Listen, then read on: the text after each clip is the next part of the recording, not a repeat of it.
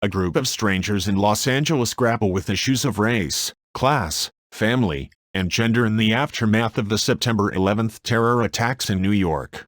Today we are going to talk about a 2004 crime-drama film called Crash.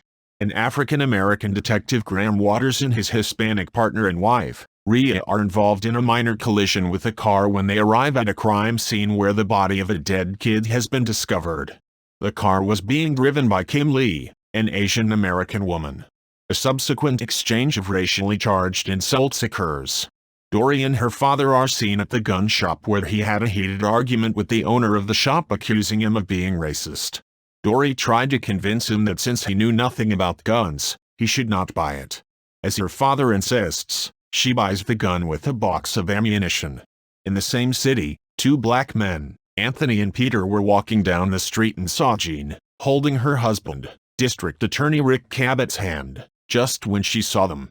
This infuriated Anthony, and they followed them to their car and stole the car at gunpoint. Waters and Rhea are also investigating the death of a black officer, killed by Detective Conklin, a white police officer. Conklin claims he fired in self-defense. At home, Cabot rails that the carjacking incident could cost him in the re-election because, no matter whom he sides with, he will lose either the black vote or the law and order vote. At the same time, a Hispanic locksmith, named Daniel Ruiz, was changing the lock of the doors. Jean, sawing the tattoos of Daniel, assumed that he must be a gang member and will sell their door keys to someone. She angrily tells Cabot to change the lock again in the morning. Sergeant Ryan and his partner, Officer Tom Hansen, pull over an SUV being driven by an African-American director, Cameron Thayer, and his wife Christine.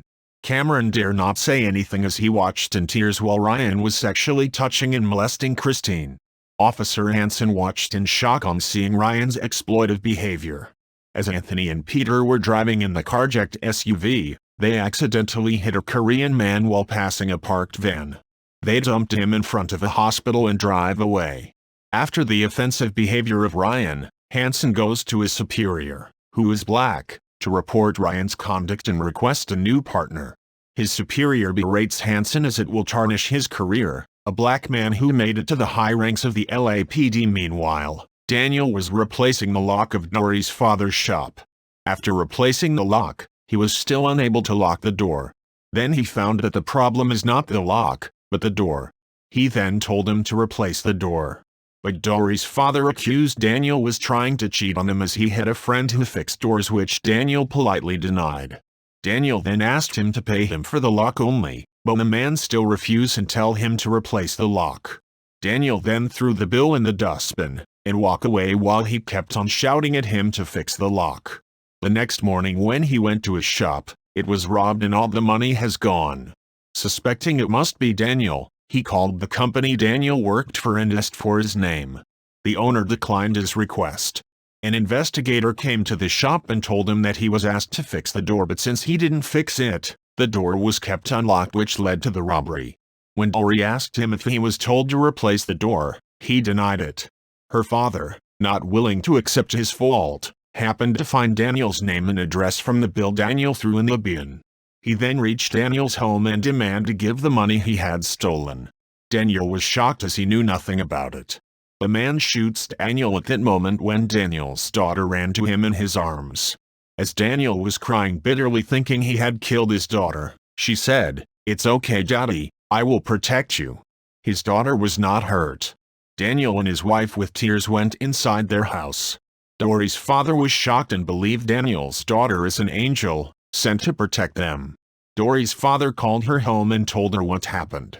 It was found that Dory bought blank bullets with gunpowder only as her father knew nothing about guns.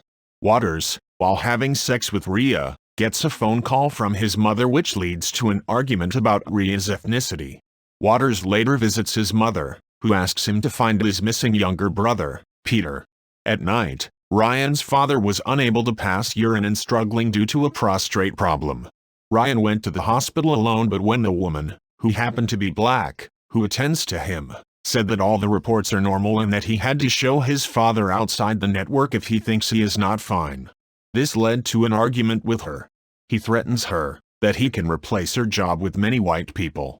Later, During the day, Ryan comes across a car accident and finds Christine trapped in an overturned vehicle. Recognizing Ryan, she resists frantically, but he pulls her out just in time before the car explodes.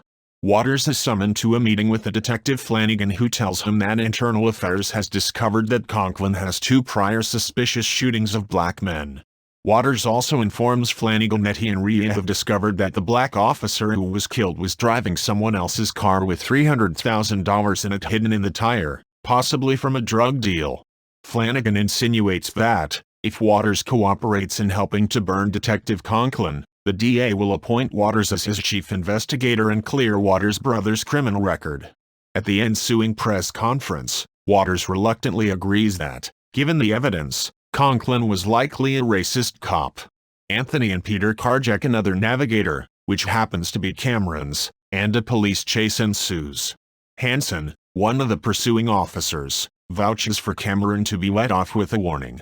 Jean was telling Carol over the phone why she was angry all the time and blaming the people who worked in her home even when they had nothing to do with it.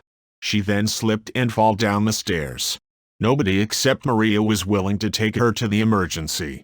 She later apologized to her when she brought her tea, saying she is the only friend she got and hugged her.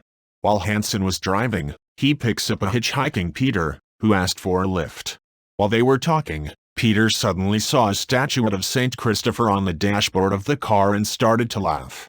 Hanson was offended as he thought he was laughing at him. He stopped the car and asked Peter to get out of the car. Peter asked him to keep on driving and said he was not laughing at him. He then tried to reach his pocket, but Hanson thought he was trying to pull a gun and shot him. Peter collapsed and he was trying to show a statuette of St. Christopher, similar to the one on Hanson's dash. Hanson hides the body in some bushes and burns his car. Waters and Rhea later arrive at the scene which was revealed at the beginning of the film. He was shocked to see the body, which was Peter, his missing brother, and the dead kid. At the mortuary, Waters' mother told him that he failed to find Peter and told him to go and do his other work while she wait for her son and do the formalities. As Waters walks away, his mom told him that Peter came home the night before he died. Anthony decides to sell the van of the Korean man he had hit, but when he drops it off at a chop shop, he discovers Cambodian immigrants chained in the back. The Korean man was a human trafficker. The chop shop owner offers Anthony $500 per immigrant, but Anthony refuses. He drives the Cambodians to Chinatown and frees them. As he drove away smiling, a car just hit the bumper of another car. An exchange of racially charged insults occurs. The movie ends here.